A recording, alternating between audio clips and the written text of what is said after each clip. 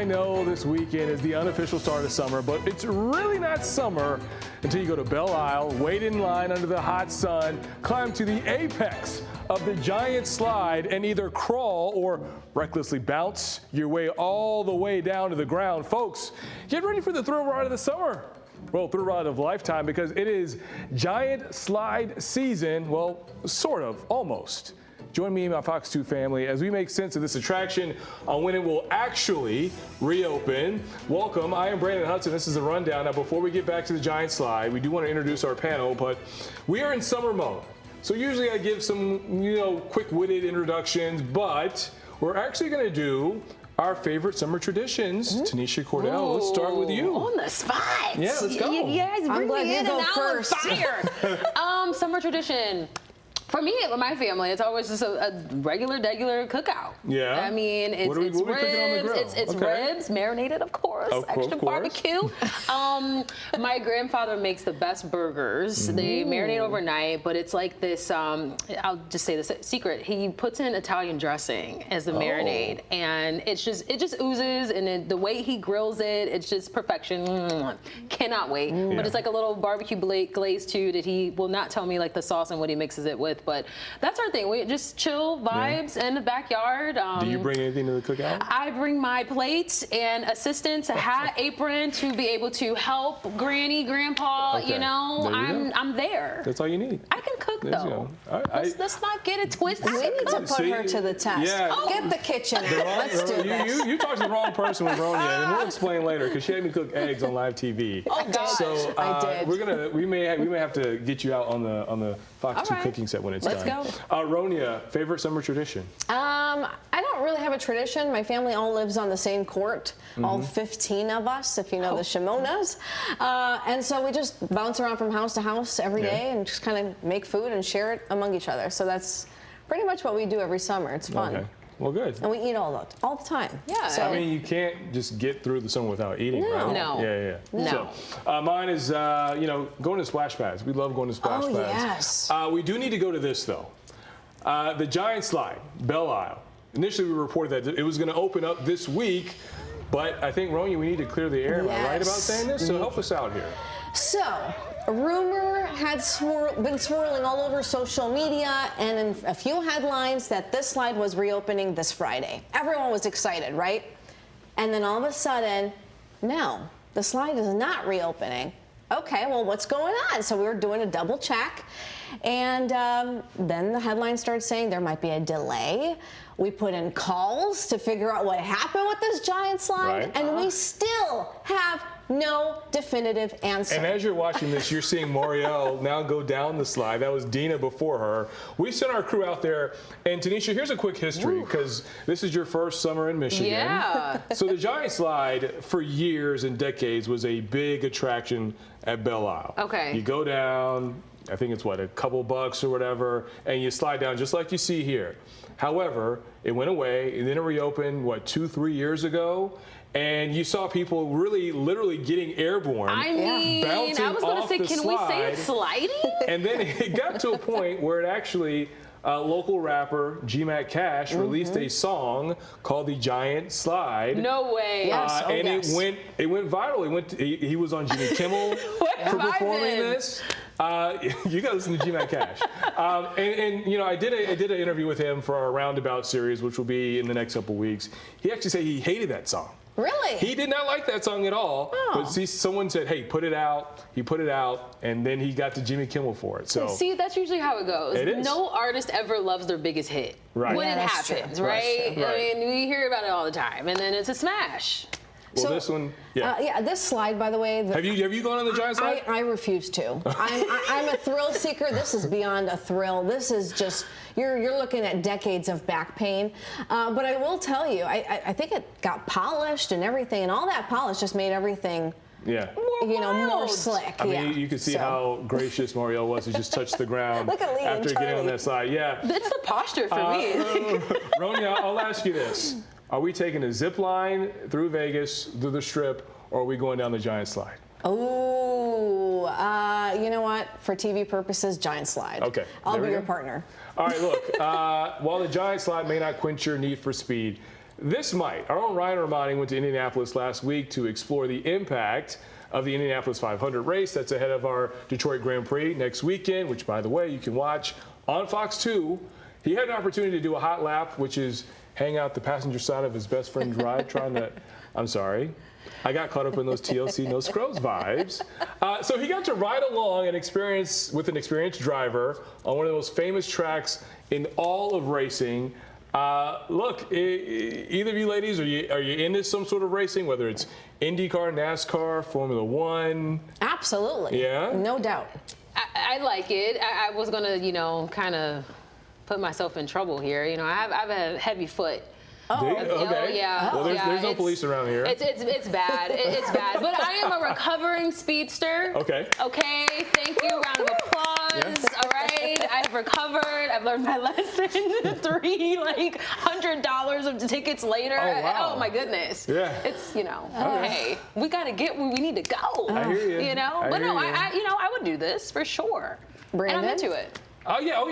I definitely ride along because I know this is a controlled atmosphere, Yeah. and I can trust the person that's behind the wheel. But yeah, I don't know if I would. I have a slower foot when it comes to like racing like this. Yeah. If I'm just going somewhere, sometimes I will catch myself speeding a lot faster on the freeway than I thought I was going. So yeah, it's kind of a mixed bag here. Speedster Anonymous. This is going to be an interesting weekend because the Pacers are playing too. So Indianapolis is going to be lit, and I was supposed to go there, but I can't even find a hotel room. So now I might have to watch from the there you go. other side of the TV. Well, we get our chance to host IndyCar next week for the Detroit Grand Prix. Yeah. I'm sure a collection of us will be down there in some form or fashion. All right, so let's round out our vehicle stories with an unusual crash along Michigan Freeway. So I want you to take a look at this here. This is an Amazon truck with a U-Haul truck trapped behind it. Bloomfield Township Police body camera video shows an officer approach the wreckage, check on the driver of the U-Haul. Now, first responders used the jaws of life to free this trapped driver, who only had minor injuries, amazingly. Police say the U-Haul's driver zoned out. But we want to let this be a message here. This holiday weekend in summer, especially if you're taking detours due to 696 closing down, just be careful. We've talked about 696 often. We know there's backups, but you just have to be aware of where you're driving. Better to get there than not get there at all. All right, so here's a story about someone using their vehicle to cause a different type of damage. Oh boy. Driver used his car to rip off the door of a clothing store, the man cave. Not the first time that someone has targeted this business. Tanisha, you worked on this story. So fill us in on what happened here. I mean, you're seeing it right here. There's this truck, right? There's two guys, actually, but this is one of the trucks. And he links a chain to the gate. It's like one of those security gates, the metal door, and he just rips it off. Now, the good thing about, we talked to Nora, she's the owner here. She got customized locks on both sides of that gate. And this was after the second time thieves have targeted her store, but she got customized locks, so they weren't able to fully get that gate open and get into the store. The second time they got in and actually used some power tools to cut through the lock of her store, got in and just wreaked havoc. I mean, taking so many clothes, merchandise. I mean, they knew what they were doing. Experienced for sure. It was pretty crazy to witness and see all the surveillance video, but you just hate to hear what a small business owner is going through just to make a living, but also just care for her community. Nora loves Detroit, okay? She is D-Town, the D all the way through, and she's like, yo, look, please just stop damaging my store. I will give you clothes. I'll give you whatever you need. And she really is a giver. I mean, I know her, and she's Ronya, you're fine. I know her personally. She contacted me about this story, and she said, please do something. I can't keep getting burglarized. This is costing me too much.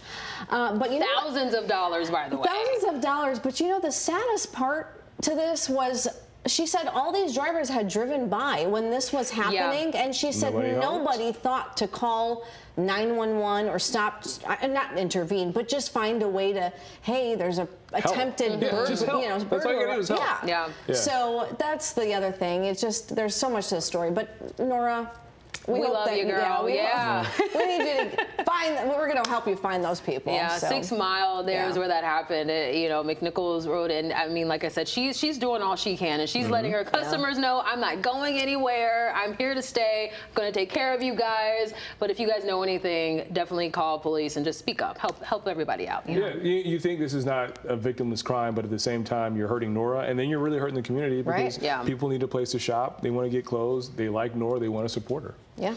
All right, so before we go, and here's a story that's a little bit more relatable for many of us who have been on camera and in the field. Our photojournalists, they are the unsung heroes who help make us look good in the field, even on our worst days. But you take a look at this cameraman here. He uses the old parent spit trick of licking his finger to make the reporter look good. Now, you can see she was a bit, I don't know if you say skeeved out, a little bit awkward. This is Australia, though. But as you can imagine, it is causing quite a stir all around the world. Spit, though. Ladies, if your photographer comes up to you, says, hey, you got something, let me help you out, what is the next move? I am frizz fest all the way down. Please do not put no spit in my hair. I will come poofed up if I have to. Excuse me. Wait, Tanisha, hold on. You know what? It is straight hair. I gotta fix that thing. I can see some water. We have a little grease kit in the car.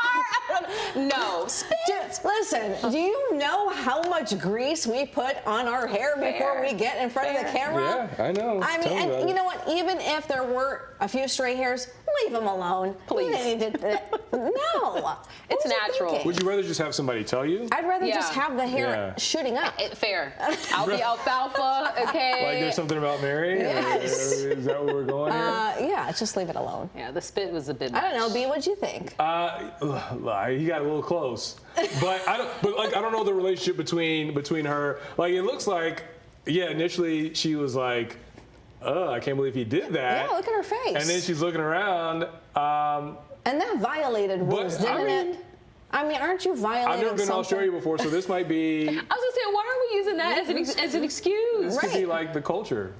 Maybe. Germs, okay, no, COVID was not that long ago, guys. Let's just, her face says otherwise. But, hey, at least you got it on TV. I'd rather have the photog help me out, maybe not that close, than to not. I've worked with some photographers, not here, but at past stations that they'll let you just go on TV any kind of way. Yeah, that is real. And that is like, I feel like it's the ultimate disrespect. I agree. Because then the viewers will be like, well, why didn't you?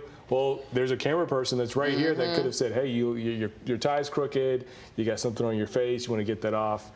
So I do appreciate the Fox 2 photogs here who will at least look out for us. We have a very brother and sisterly relationship here, right? Everyone's just family, and so not as far as spit, but though. Not you better not. I don't want to say. There's a line. No way. There's a line you draw. Fine line. It's called hairspray. Hairspray. So there you go. All right, well, ladies, this was a pleasure, and especially for Ronya, because I know that she was outnumbered the last 2 weeks with just her and 3 dudes. So Tanisha, thanks for coming in. Thank you. Yes. You basically saved her. And we're going to get back to asking if Tanisha will cook for us on an episode of Rundown. And maybe just sing some scrubs, some VOC scrubs, no scrubs. All right, well, look, that ends this week's Rundown. For Ronya and Tanisha, I'm Brandon Hudson. Enjoy your holiday weekend, and we'll see you next time. All right, let me fix you here, Tanisha. Because I love you.